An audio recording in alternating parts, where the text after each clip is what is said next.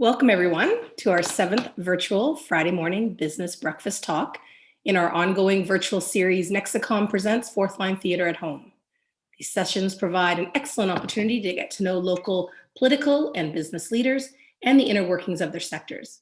I'm so excited to spend some time today with Paul Hickey, but before I do, I just have a few things of note. First off, I want to acknowledge that I'm live streaming to you from Treaty 20, Michi-Sagig territory, in the traditional territory of the Michi-Sagig and Chippewa Nations, known as the Williams Treaty First Nations, which includes Curve Lake, Hiawatha, Alderville, Scugog Island, Rama, Beau Soleil, and Georgina Island. The area in which Fourth Line Theatre is situated is called Nojiwanon, Ojibwe for place at the end of the rapids. The shores of the Odainabe River were a gathering place for Indigenous people.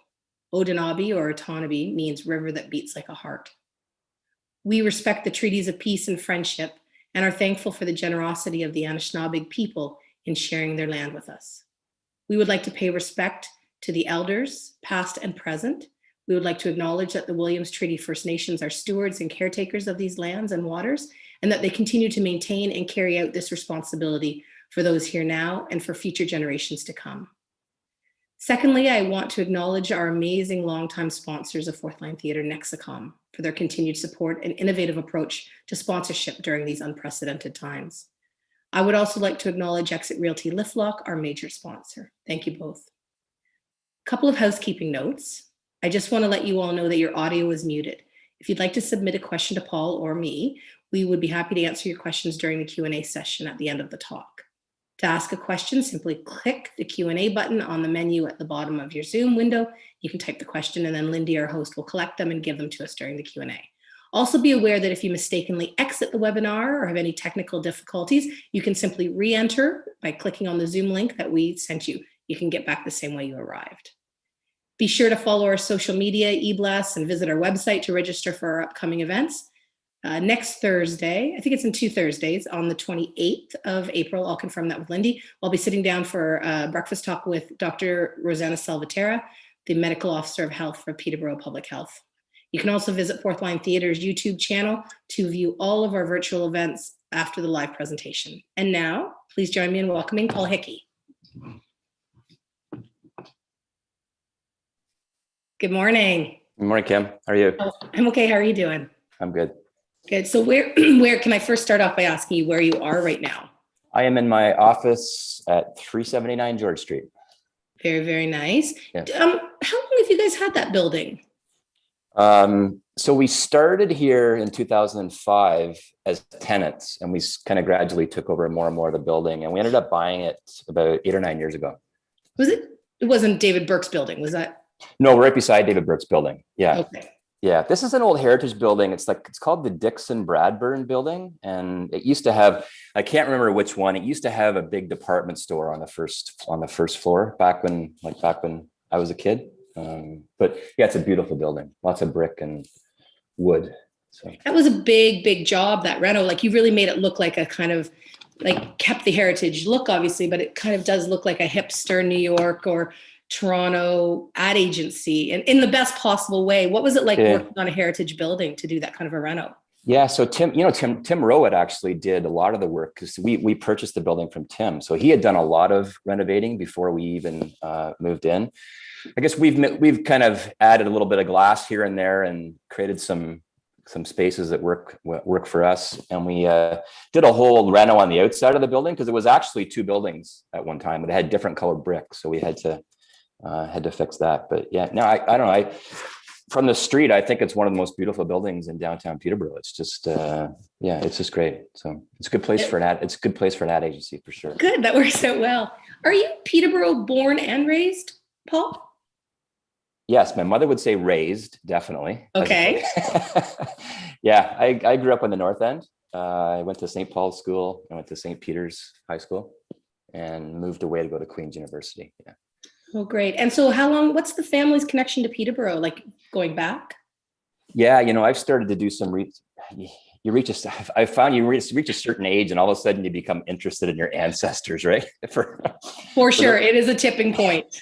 For the first 50 or for me, first 55 years, I didn't even give it a second thought. But yeah, with the help of my Uncle Nelson, he's traced us, all the Hickeys in the area, back to an original widow from Ireland who came over with her 6 kids as part of that first Peter Robinson wave, right? 1825-ish. And most of them went to Ennismore and they kind of gradually started to kind of filter out from that, but we're all connected to that one Joanna Hickey was her name. Yeah. So. Wow. Yeah. That's amazing. Yeah, is your mom from the area as well? And she's from, my father was a Hickey and he married a Hickey. So no, that happened a lot back then.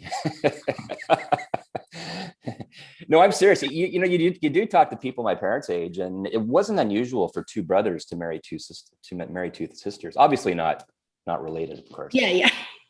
It sounds like more of an Ennismore thing than Ennismore and Duro, probably. That's right. Yeah. Because I think that's why our paths would never have crossed, because I was on that Edmondson Heights Adam Scott track. Right, you were on the Protestant side. Yeah, I didn't want to say. I was. And so that sort of growing up in the north end of Peterborough, I mean, I have my own kind of bucolic memories of it, but what was that like for you? Yeah, it was amazing. I love listening to Pete Dalliday on the radio because every once in a while he'll talk about, something that happened in the North End back in the 70s or 80s. And I just remember it as, it sounds cliche, but I remember it as the perfect childhood, like street hockey, like being outside, from morning till night, summers, going to the park or swimming, or in my case, golfing. It was that North End back then, like every house was filled with 2 or 3 or 4 kids, right? My mom still lives on that street, and it's changed over a couple times now, but yeah, I have great memories of that time for sure. So yeah, it was amazing. We were it was literally like out all summer drinking from the hose, and for us it was like Olympus Park until the streetlights went on, and my folks put a pool in. My parents bought in 61. It was called the Tour of Homes, brand new. Did your dad work? Did he have one of the traditional Peterborough manufacturing? GE man. Yep. He started when he was 19. I think my dad passed away about 5 years ago, and I think about it a lot. He went to U of T engineering for the first year, and his parents couldn't afford to send him back. So he came back and started as a draftsman in the trades. And he ended up working there for about 40 years. So yeah. I feel like all my friends growing up, everybody's father worked at GE, right? So same with me. My dad got his engineering degree at University of Alberta and got recruited. I mean, they would have recruitment and hiring events, everybody across the country begging you to come work for them. A little different than now. He came here and he worked in that building 21. I still remember the first time going to that building. I don't know what I expected to see. I think I expected to see GE appliances being made or something like that. And instead it was these big boring motors and wires and all these things. But it's interesting to have been raised for GE kids, like what is almost a company town, with the Memorial Center taken over for the huge Christmas party and the GE picnic up at Nichols Oval. And I have like these indelible memories of that time. Yeah. Was there ever a doubt about what you were going to do? Like you were going to go to Queen's? Like, where does that all come from? You went to Queen's and you did a degree in commerce, right? Commerce. Yeah.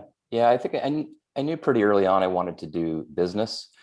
I had a friend whose brother was in Queen's Commerce. So we went up to visit him like in our grade 11 or grade 12 and just got mesmerized by everything. So Queen's Commerce was on my radar for quite a while. So I got lucky enough to get in, and it was a great 4 years. Kingston, I love Kingston.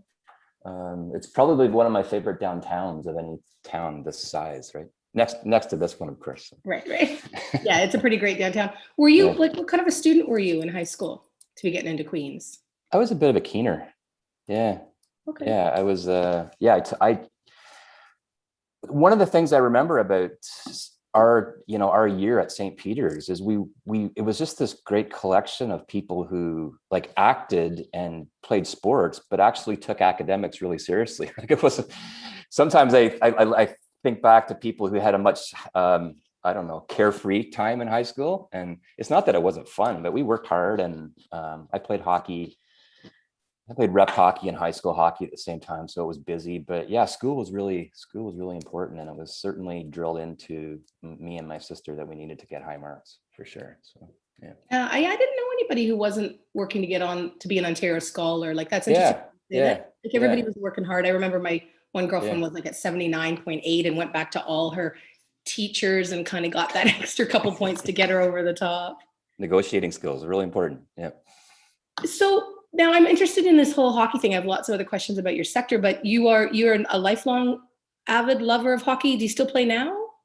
No, I stopped playing. Lifelong Montreal Canadiens fan, like dyed red, white, and blue. I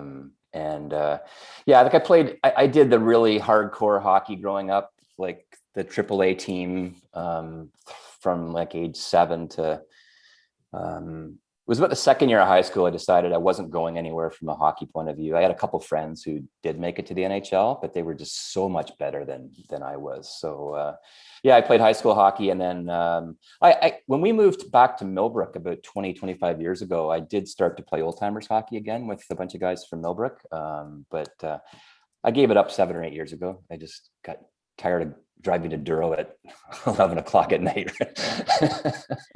or running into some 18-year-old in the corner who didn't care if I lost a leg or a finger or anything, right? So yeah, I know. Well, before the pandemic, Rob Winslow, our founder, who you know really well, who still plays pickup hockey on Friday mornings in Millbrook, and I'm not going to say Rob's age, but he is older than you, and I'm always amazed that he's playing with those guys. Yeah, I think that's amazing. Rob did play on my team for a while back then. Yeah, it just keeps you young and active.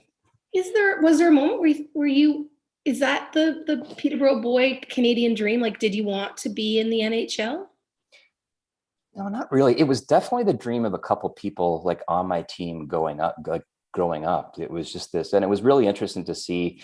We were all kind of sort of equal until we were like peewees, right? The grade 7, and some guys just like hit puberty and just got bigger and stronger and faster. And one of my best friends to this day was one of those guys. He ended up playing for the Petes and winning a couple cups with the Pittsburgh Penguins. And he was just so much more possessed about, like, he was as possessed about making it to the NHL as I was to get to Queens and to do that. So it's a good reminder, that passion part is really, really important. Yeah, the fire in the belly. There's no, I mean, you have to have the physical prowess to go with it. When you have that combo, like I think of someone in the arts, like a Taylor Swift, clearly there's a belly passion that cannot be denied, that they drive forward, Yeah, for sure. Yeah. Interesting. Was there, like, I'm so curious, you started your first company, is this right? You were at Eli Lilly, and then you started Market Force, like out of university pretty quickly. So tell me about that trajectory and advertising. Like, was it like, oh yeah, I'm going to be in advertising? Yeah, no, not really. Most people who end up in advertising get there kind of in strange ways. It just happened that in my 4th year at Queens, Eli Lilly was recruiting on campus, and they had a sales territory open. Get hold of this, Kim.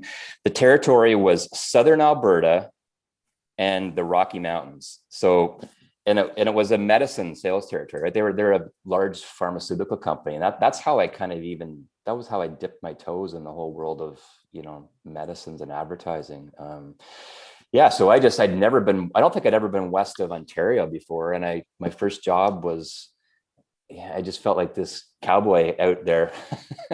Wait, you were like in a car with a bunch of medical stuff in the back? Yeah, our job was to call on physicians and nurses and pharmacists and talk to them about our medicines and what kind of patients they were best for. But I had Banff and Lake Louise in my territory, and Fernie and Creston, and it was unbelievable. Like it really was. So it opened my eyes, for sure. So where were you based out of? Like, where was the first place you had an apartment? Calgary. It was Calgary. So because I had myself and the other rep, we split the city of Calgary, and I went kind of south and west, and she went kind of north and east. So Oh my gosh, I can't even imagine. I mean, it's some beautiful stuff about being in Lake Louise and Banff on a regular basis, but some Yeah, southern Alberta yeah, yeah. territory. I lived in Edmonton, I think, during that same period. You must have Did been you? out there. Yeah, yeah. So Yeah, that's a nice rivalry between those two cities. that's one of the great ones. Yeah.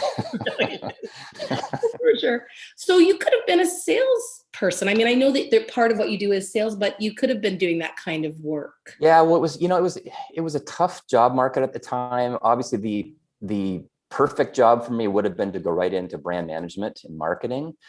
But this was, I don't know, I did feel like learning a business right from the ground up was important. I have since learned that in that industry, you have so much more credibility if you've actually been on the road and been talking to customers as opposed to just, working from head office. So no, it was really good for me for sure. And, the Winter Olympics were in Calgary when I was there. Yeah. So yeah, I couldn't have picked a better couple of years to be there. It was just the city was just so exciting, right? Yeah. And I'm sure people in Edmonton were jealous a little bit, maybe. So I don't know if we were jealous. We certainly came down and saw some events. I came down with yeah, big sisters. I was a big sister, and they yeah, sent a busload of us with our little sisters down to some events. It was awesome. yeah, yeah. It was, That's it very was cool. really So, great. so tell me about from being in Calgary and Southern Alberta, drug rep, to starting Market Force. Then, Yeah. So then after a couple of promotions, I went into head office there and worked in marketing and met a couple friends.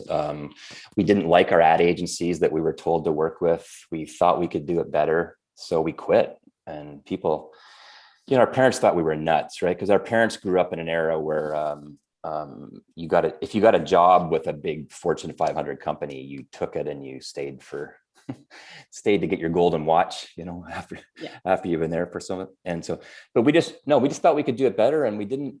So we started an ad agency, right? Myself and two other marketing friends from the same company, and it grew pretty quickly. And I think we had about 55 employees within a few years.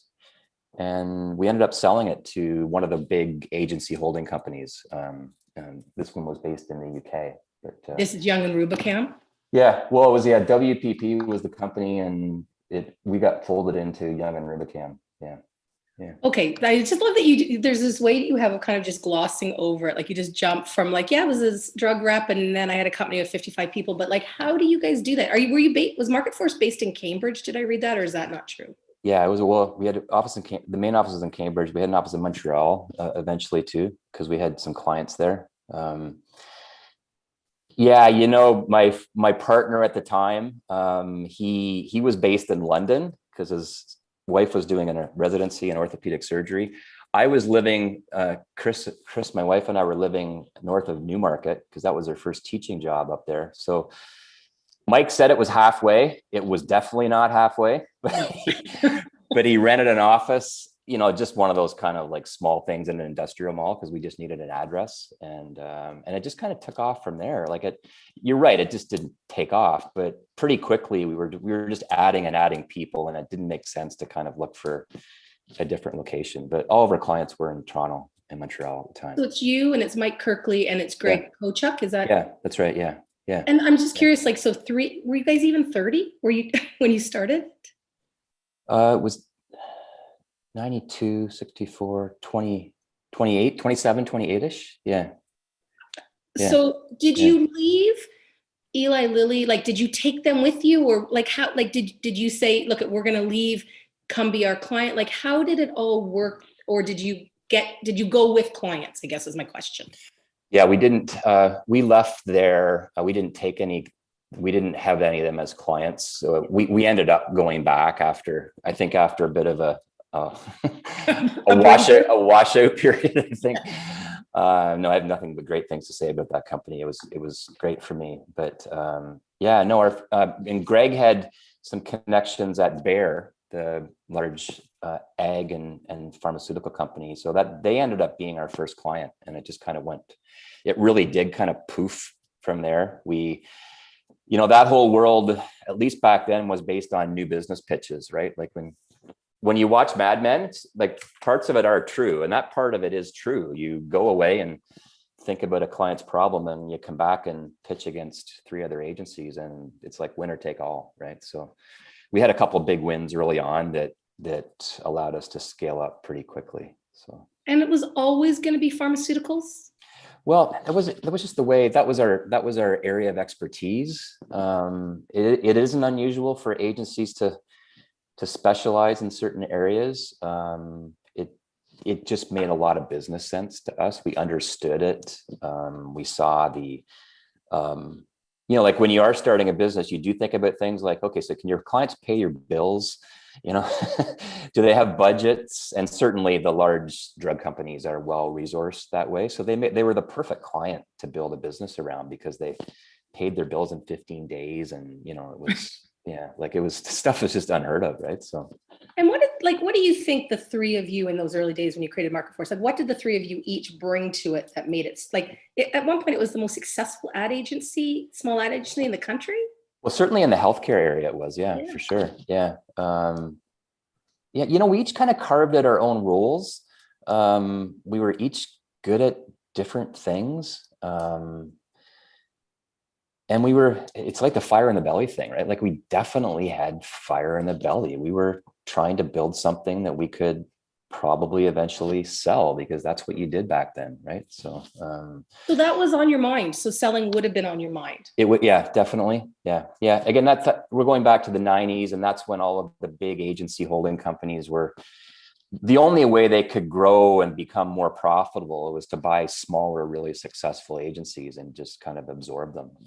So that's what, whether the specialty was public relations or healthcare, or back then direct marketing, today, digital, whatever. That was the thing for sure. So we sold it, and it certainly was life transforming from many perspectives. But in the whole process, I lost Mike, my partner, because he died in a plane crash with his wife, like 3 years into that. It was a tough time for sure, like fun and tough, and a lot of stuff going on. What were the hours? I'm curious, if you have a young family and Chris is north of Newmarket, I don't even know where it would, Keswick, or where would you have been? Yes, Keswick. Okay, what's Keswick? Oh my God. So my cottage is on Snake Island, which is north of Keswick. Yeah. And Keswick is okay now, but you hear stories from people who are raised in Newmarket. It was a tough place. Yeah, it was. But you know what? We've been talking about that a couple of times in the last week, because the crazy real estate market here in town right now. So Chris and I got married in 89. That was the era of 16% mortgages. Mm-hmm. All that York region was just, I think people just thought they got to get into the housing market or they're never going to get into it. And we bought a little cottage on a little side street. And I still remember, I think we bought, and so I think we lost about $30,000 on it. We ended up selling. So my first real estate venture was not very successful, but that was just, but she was at a couple of great schools up there.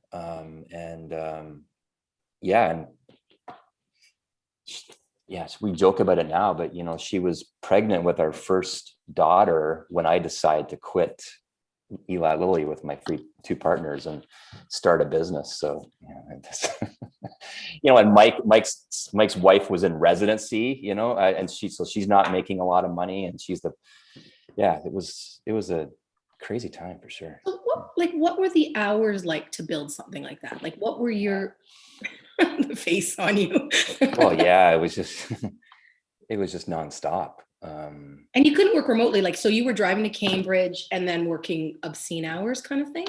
Yeah, all our clients were in Toronto. So I remember days literally of you waking up, and then we'd move back to Millbrook for a good part of this too, or the last part of it. So waking up and driving from Millbrook to Cambridge. So leaving at 5 a.m, maybe working there for 2 or 3 hours, checking in. And then we drive to Toronto with a load car full of account and creative people and spend 2 or 3 hours at a client. And some of them would go back one way. Sometimes I would come back to Millbrook. It was a really busy time for sure. Wow. And no 407 yet. No 407. No 407. I can't even imagine. So tell me about what your kind of ad agency do. I have a friend who works for a big company in Toronto, but they're more media buy, like they buy ad space. Right, right. So do you do it all? Like, tell me about your company. Tell me about your kind of advertising. Yeah. So, yeah, I wouldn't say we do it all, because I don't think any agency truly does it all. But yeah, so the output, the creative outputs of this place are broadcast work that appears on TV or YouTube or on your phone, wherever these days. Um, Display advertising, obviously print advertising, out of home work. It's the whole, like, for our client base, we're their primary go-to advertising agency. So, unless they needed something super specialized, we would pretty much do it all. Yeah. So So like, so for products, so I'm thinking like yep, some of your old, well, you like Botox, Cialis, Sensodyne, like you create like a line, like a pitch line, like you look at what is good about the product, you create a pitch line, you create like all of the logos and like shoot the people doing the lifestyle things, like all of yep, that. yeah, that's right. Yeah. Yeah, like, to me, the fascinating thing about this world is that, like, when you like marketing and communications and advertising, it's like the behavioral science part of business, right? Like, if a company wants to make their product better, it's engineering people and maybe technology people. If they want to improve the way to deliver it, it's probably now tech people or logistics people. But if a client company has a problem related to perception and how people see them or see their product, or like a behavior change that has to happen, that's kind of our world, right? So we go in and solve problems that change our customers' audiences to behave more like they would like them to behave, which might be to buy something. It might be just to get on a bandwagon of something. It might be just to support or recommend something. And in the healthcare area that we're in, like what we're seeing right now is I think the consumerization of health. Like, we're much more involved in choices of medication, injections in our face. If we do that, I don't do that, but any of these medicines and new knees and new hips, consumers are just way more involved in that now. So our biggest projects right now are involved in doing major campaigns that get people with certain conditions to understand it more and ask their doctor for a certain brand of medication, right? So, you talk about work like Cialis or Stelara, which is a big campaign we have on TV right now. It's trying to get people with the condition to be a little bit more engaged in it and knowledgeable enough to go and ask their doctor about a couple of medications, because we do know that if you ask your doctor for a specific brand, 8 times out of 10 you get it. So Wow, that's very, very interesting. yeah. This is probably going to be a big question, but how has this sector changed in the last sort of 25 or 30 years that you've been in it? Like, how has your work changed? What's maybe the biggest? Yeah, so I think that thing I just started talking about is one of the biggest ones. So that the world of medicines and medical technology devices is changing from a business to business model where salespeople went and talked to physicians or nurses or pharmacists, and that's where the business was built, to much more of a consumers and patients driving the demand for medications. So okay, I see. All right, I get it. yeah, I understood it, and now I really yeah, understand. Okay, so yeah, you want the consumer, like, so if you're doing a radio campaign or a TV campaign or an online, a yeah, Facebook campaign, I suppose you yeah, want me to see Cialis or Sensodyne or one of your other companies and go. So when I go to the doctor, not with Sensodyne, obviously, but to yeah. ask the doctor for that because I have seen it somewhere.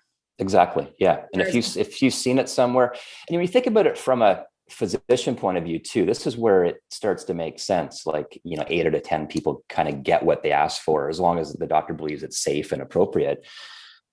Because you're sitting there as a patient, and he or she, the physician, knows that if I can get you engaged in your treatment, you're going to do a lot better, right? You're going to remember to take it. You're going to believe in it. So if I'm sitting across from Kim and Kim asked me for a certain brand, and I think it's one of the 5 she could take. So why not?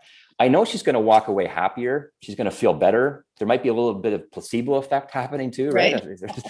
I'm probably not going to stop taking it because I was the one who brought it up with my doctor. So yeah, that's the stuff I find fascinating, the whole behavioral stuff that's kind of going on behind the scenes for some of these categories. Do you have people who work for you who look at those behavioral things, or do you kind of all do it in your work agency?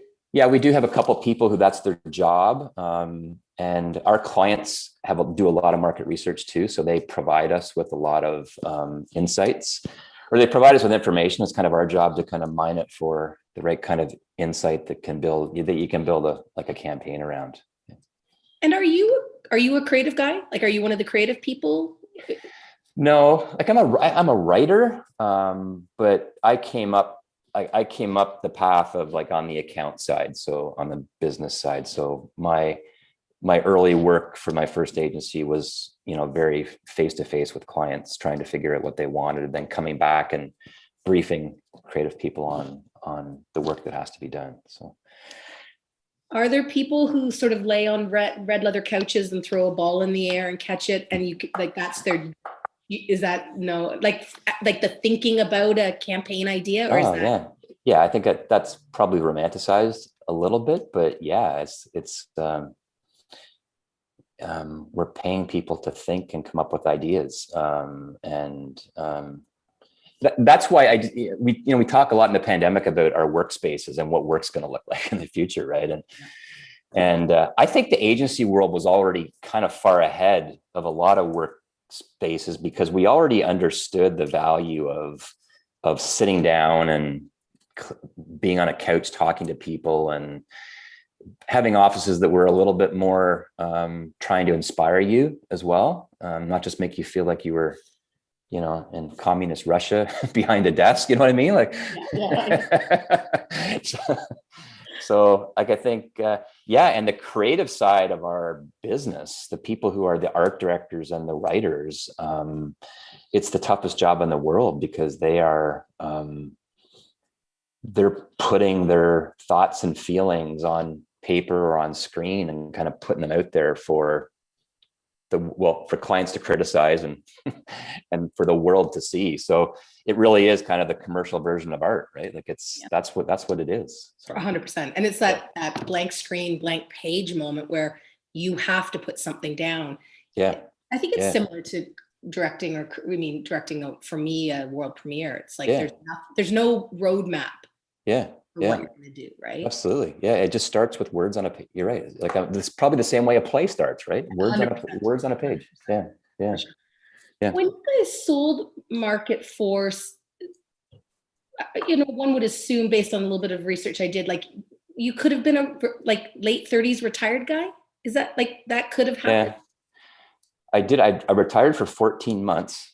Not even 40, not even 40 years old. Well, it's like, people say all the time that you do need stuff to be happy, and you do. Like Chris was teaching at James Strath's school at the time, and I used to come every day with a Starbucks coffee for her for their little 10:30 break, and I would have checked on the kids in the morning, and I did a year of that, and it just wasn't enough.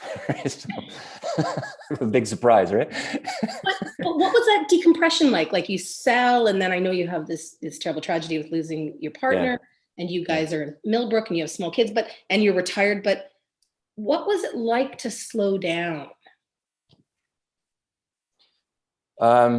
It was really good, and I still do really kind of treasure like that year, just to kind of get off the wheel and just not have to just think about certain things, right? Like things that typically worry, like a young couple, right? Like mortgages and stuff like that. But we'd adopted the 2 boys of my partner and his wife, so we were trying to piece together a family of 4 kids in Millbrook, and it was, I swear there was some version of PTSD back then, because Chris and I don't even remember. Like, I feel like there's months that we don't even remember because it was just so chaotic. Well, but trauma, that is real trauma. There is. Yeah. That is trauma, right? So it's interesting that you got that year to heal your mind and body.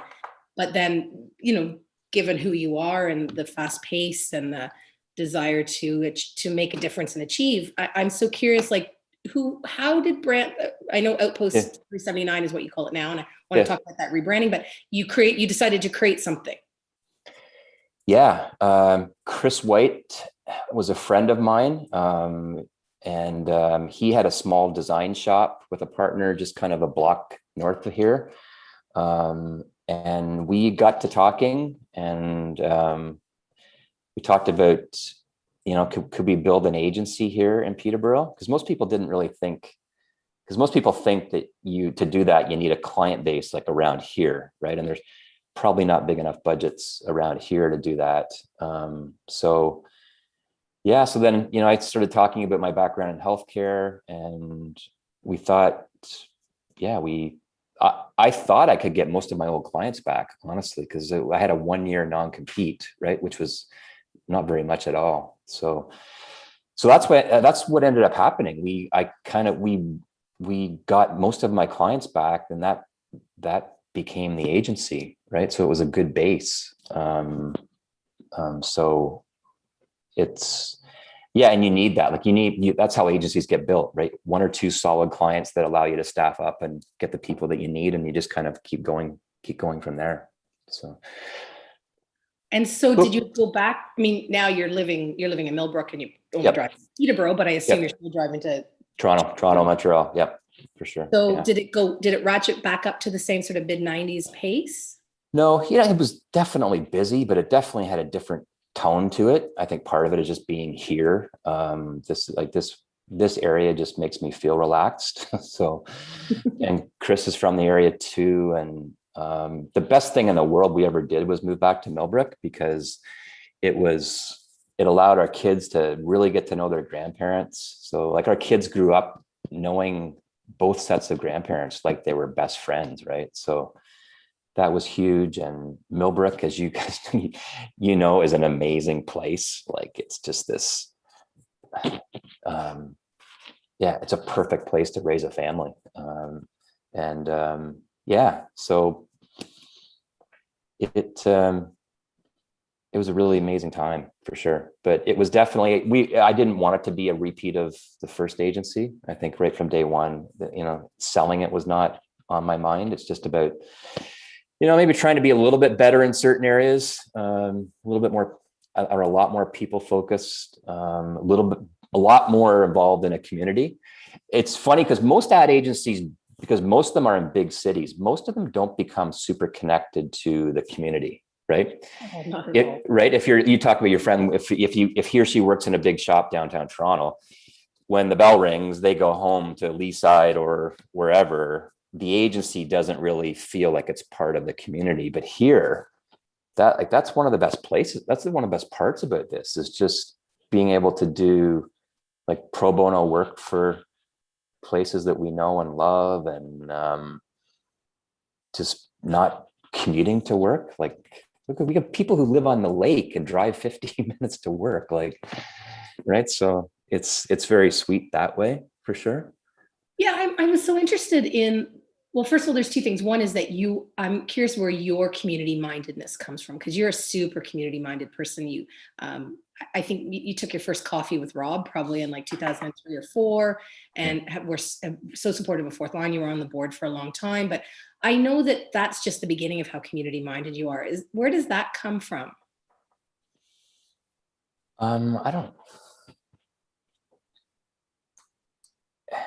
I think it's just, I kind of have this thing. I like, if I support something, I want to be a little bit more involved in it. Like, the Fourth Line thing, I found the theater there magical. I had so many great experiences just as an audience member. So the chance it's probably a pretty good example, the chance to kind of try to share some expertise or insights from the business world with with a group like Fourth Line Theater or a school or a university or a not-for-profit or whatever. It just, yeah, I really like that. And that's why I have to be careful too, because I have to kind of, I know enough about myself now that I can't, if I spread myself too thin, I'm not happy, because then I can't kind of contribute what I would like to contribute to a place. So it's a bit of a downfall too, I think, because I'm kind of an all-in kind of guy. So if I kind of get behind something, I want to really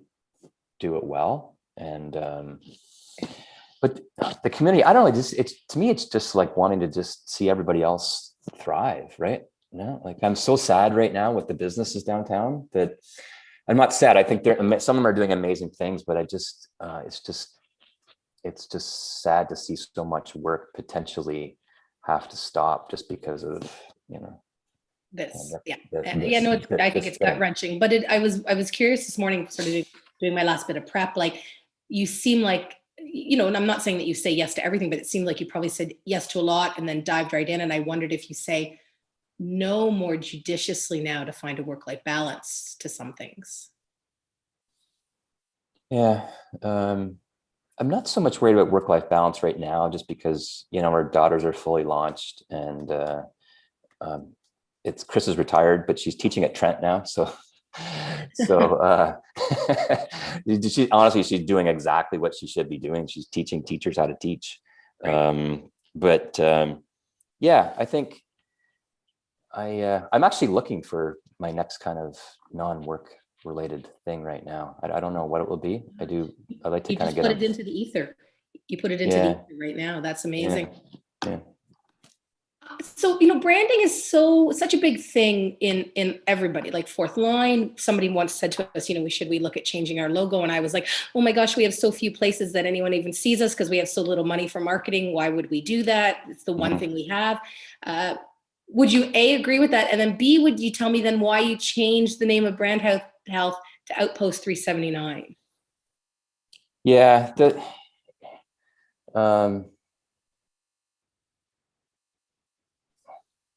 Is that a fair question? You don't have to answer. Yeah, no, it's definitely a fair question.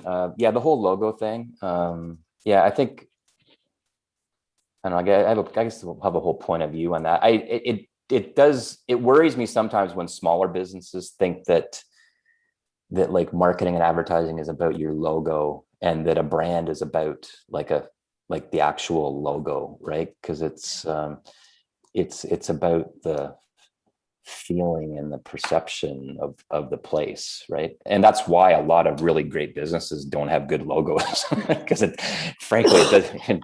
doesn't really matter. Or I guess like the name, if we were going to change the name of Fourth Line Theater to Zion Theater, say, because that's the name, like they changed the name of our road 2 years after we started the theater, right? So, but I'm curious about. I'm so glad you didn't change it.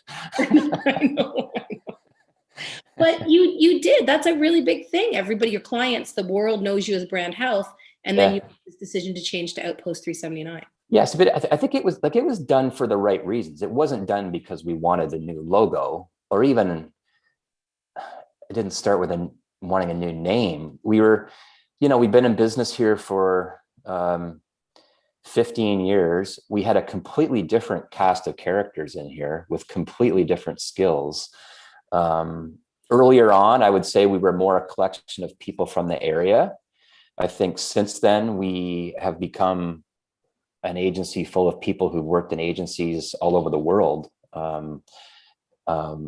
Columbia, Chicago, Vancouver, New York, Toronto, Montreal, and everywhere in between. So we just thought it was time, and we were known as this agency way out, like for people in Toronto who've never been north of Eglinton Avenue. Oh my God, how can you have a freaking agency in Peterborough? I can imagine what it looks like, right? We were always known as this place out there amongst the people that did know us. And this whole notion of Outpost was about this idea of being out here, but being really happy and focused out here. And when you think of an outpost, you kind of think of some guy or woman going out to a place and reporting on what's going on and maybe protecting the area a bit and loving being out there in the independence of it. And that's kind of what the spirit of Outpost was all about. So it was completely a doubling down on Peterborough as a place to work and live. I think it's turned out very well for us. It's pretty opportune given what's happening in the world right now. I think more and more people are starting to experience what it can be like working in different places and not just in big cities. So yeah, it's been, and I love, like, honestly, I love that just from the logo point of view, Kim, like I do love the identity. Rick and his team nailed it. The flag, I love the flag. It's beautiful. And the merch eventually will be beautiful too. It's a great logo for merch. Yeah, it is. And we've got, I just got my order of golf balls with the red flag on it for this year. So I'm all set to go. Look for them in a forest near you pretty soon. I wanted to ask you, okay, I've got a little bit more time with you. I never have enough time for everything. This always happens. What do you have a sort of an ethos on your leadership style or how you manage, or values around how you are a business leader?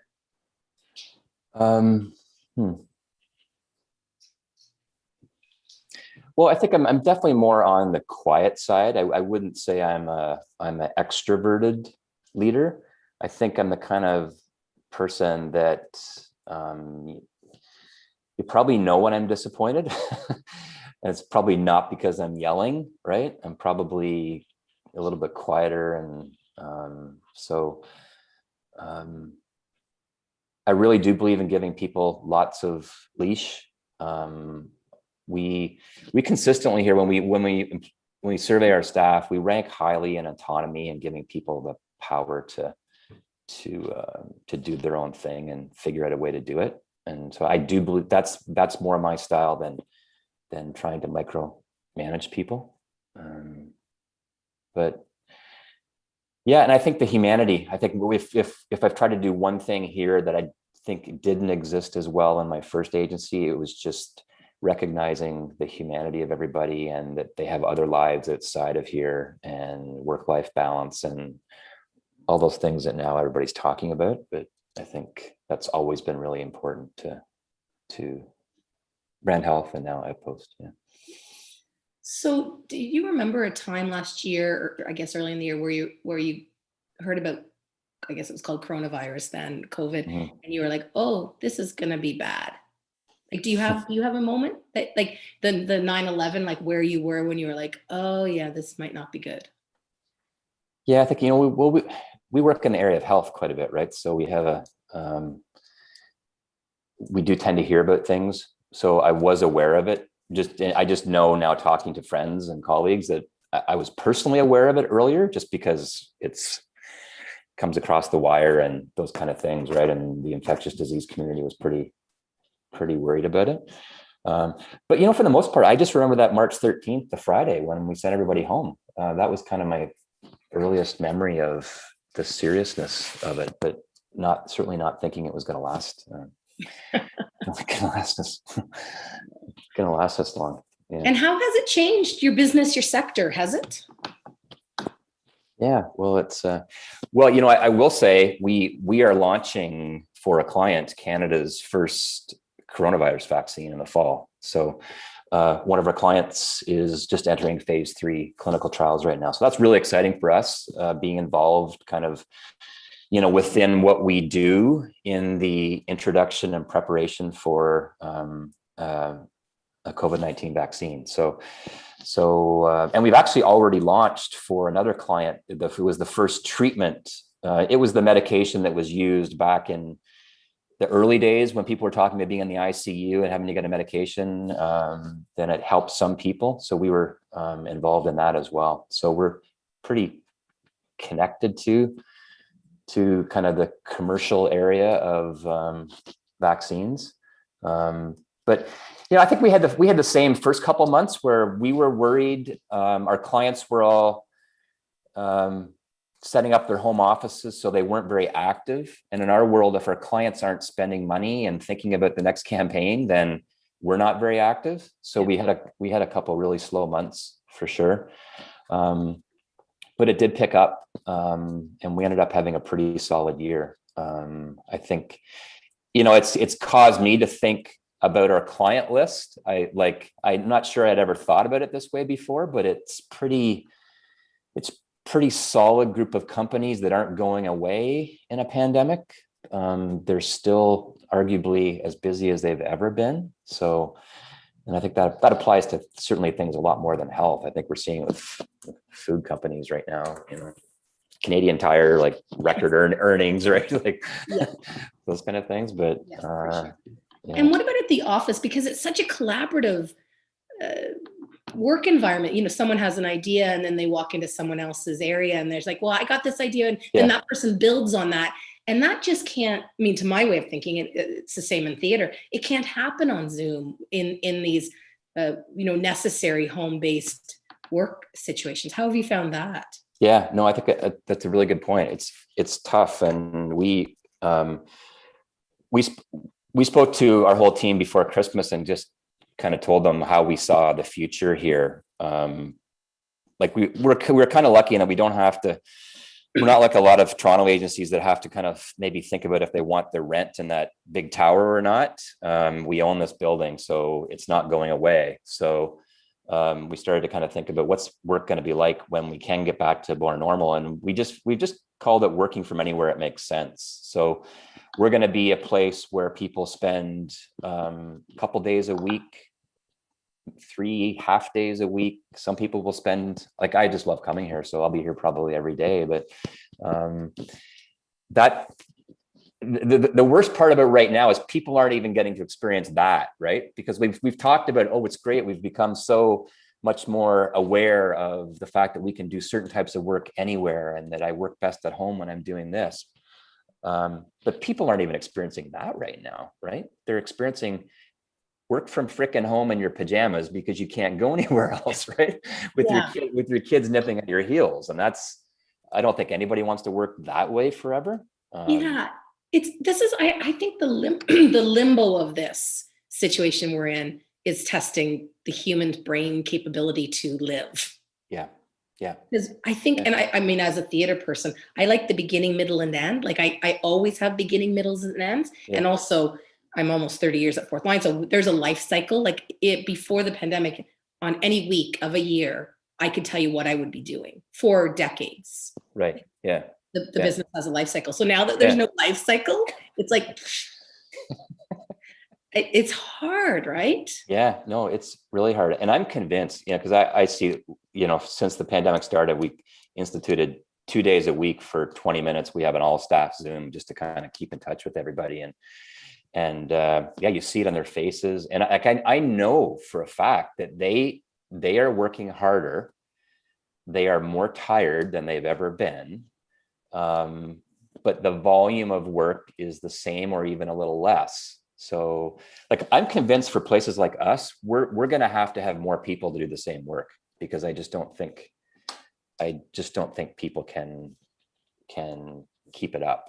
And somebody said the other day, well, why are we having so many Zoom meetings? Well, it's because it's an unlimited, you don't have to book a boardroom. You don't have to wait for people to come back from Toronto. Like, you can have a Zoom meeting anytime. So what happens? People do.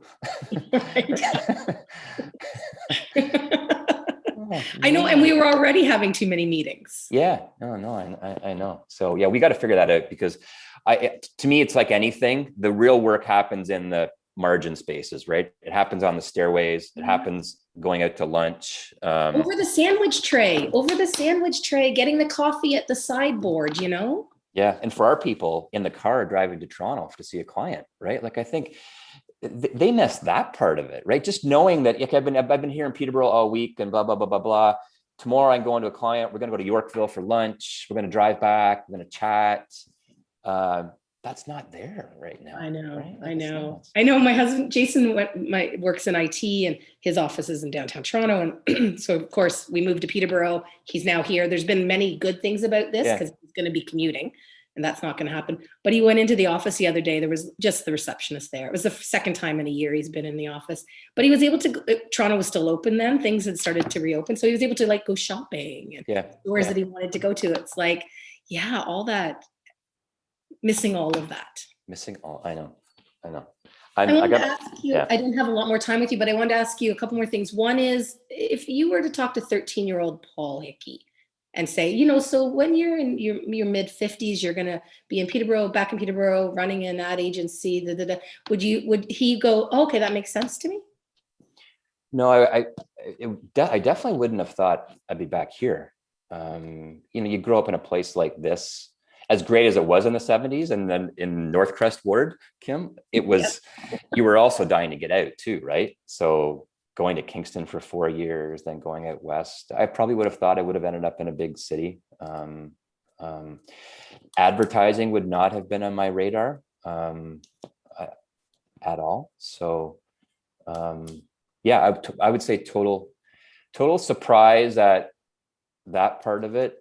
Probably, I don't think my entrepreneurial genes kicked in till I was about 22 or 23. So I would not have thought. I come from a long family of just teachers and hard workers, not entrepreneurs at all. So that would have been a surprise for sure.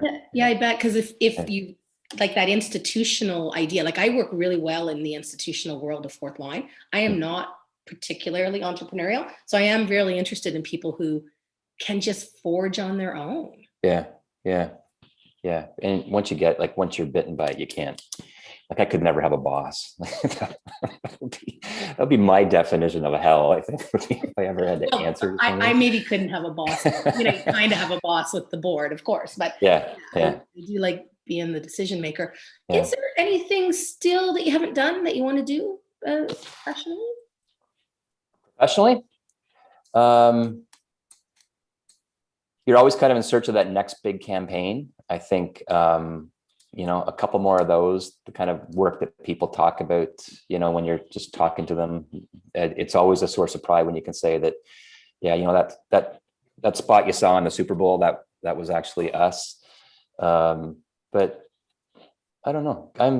Golf. Like I golf. I love golf. I don't play nearly as much as one might think, but I have a bucket list of golf courses that I'm trying to tick off, and that's definitely one of my passions. A bit of a golf tourist. Yeah, you said early in our conversation that you'd been golfing since you were a kid. Yeah. But you've become like hardcore, right? Like, this is a big thing. You write a golf column in the Examiner. Yeah, I enjoy that because it's a combination of writing and golf. Yeah, it's a very spiritual thing for me. Like, it's not, I was really competitive as a kid, and I played provincially and nationally. But for me now, it's just being out there with friends. It's being learning more about the game. I'm kind of a traditionalist when it comes to the game, so I like to comment on the weird things that are happening in golf today. And yeah, but I love it. You know what? And we're just as a golfer, we're so lucky that it's actually one of the things you can do right now. So yeah. We just joined the Peterborough Golf and Country Club as that's great. Good choice. You just started with a like a social membership, so we can try it a few times, because I do not golf. A little bit. Maud and I have done Baxter Creek. But yeah, I want to get better, and it is nice to know that at least we can do that, and maybe get to the cottage. You've got a place, is it okay to, you've got a place down in PEI, right? Yeah, we do. That's where we chose to have a cottage. Yeah. And so when was the last time you guys were there? Did you go last summer? Didn't go last summer. Okay. My daughter Nora and I went out in September. We were just so sick of working from home. We drove out with this idea that, like, we had to go into lockdown for 2 weeks. So we thought we could maybe go for 3. So we'll lock down for 2 weeks. 10 days into it, we just said, like, we just can't do it. You couldn't leave your property, right? So we had people we were a burden on our neighbors, because our friends and neighbors were bringing us food and stuff. And it just was. So at day 10, instead of day 30, we just decided to pack it in and come home. So yeah. So I know we're hoping to get out there this summer. I don't know. Fingers crossed. Yeah. Fingers crossed. I have to turn you over to Q&A for questions, because I could go on and on. It's awesome talking to you. I won't say thank you and goodbye yet, but it's been just awesome that you. Yeah. Oh, you too. You too. It's been great to catch up. Yeah, hear more about your sector. Lindy, do you have questions for Mr. Hickey? I do. I have a couple. So the first is, Paul, if you could just give one piece of advice to a student studying commerce or advertising, marketing, what would it be? I think it's great that people in business are looking at marketing and advertising. I feel like so much of that business school world is like consulting and finance and investment banking and stuff. So I just keep pursuing that. You got to find a way to work in a creative place of some kind. I think that will really be transformative. So I think most agencies do a pretty good job of understanding that internships is how things start. So that's really, really important. Great, thank you. And also, where are some of your favorite places in the Peterborough area to visit? Millbrook, Fourth Line Theater. Both very good answers.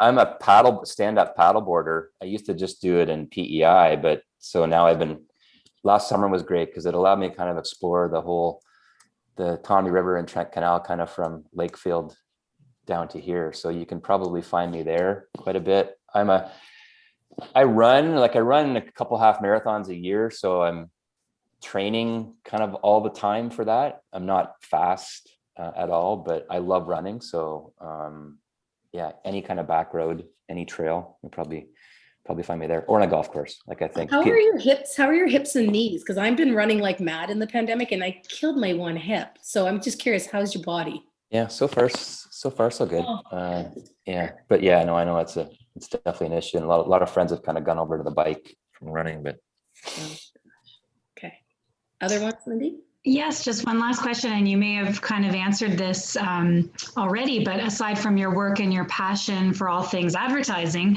what are you most passionate about? I'd say my daughters. I have two daughters that have completely different outlooks on life, careers. One's a farm girl, built a house on her boyfriend's family farm, is a teacher.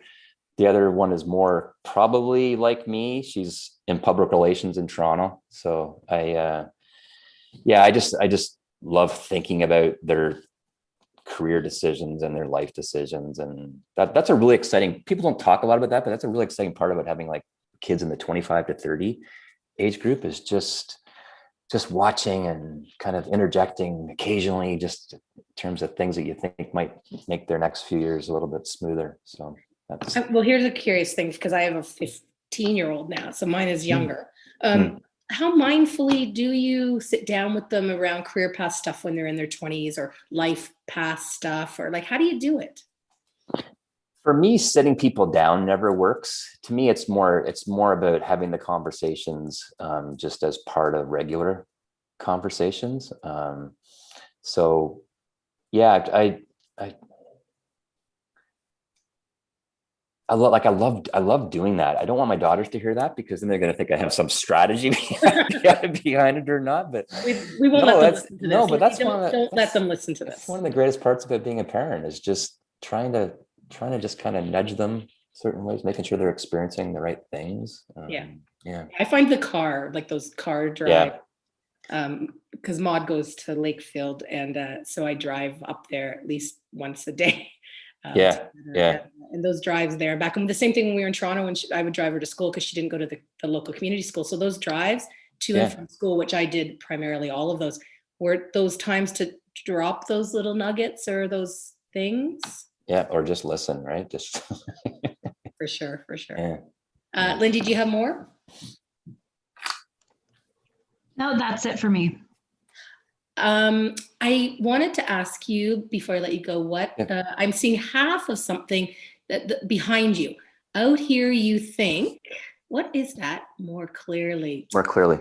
Oh, wow. Yeah, it was part of the outpost we ran. We we have all these installations in the building, the theme for all of them is just that when you have an agency out in a place like this, and you're not wasting all your time in your car, you're closer to nature. It's just it's more inspiring from a creative point of view. So that's the storyline behind our agency and how we think we're a little bit different. So I feel like that could apply to Fourth Line when I sit in that barnyard and it's empty. Yeah. I like it. That's wonderful. Yeah. Thank you so much for taking this time with me. It's been so fascinating and really interesting. And you've been such a huge supporter of Fourth Line over the years in so many ways, including giving us your kids for many summers. But thanks so much. And I can't wait to hear how you fare through all of this on the other side of it. Maybe we'll touch base in a couple of years. Yeah, hopefully we'll be back in the barnyard soon, right? Well, fingers crossed. Fingers crossed. All right. Thanks everyone for watching and listening, and thanks, Paul, and have a great day. Thanks. You too. See ya.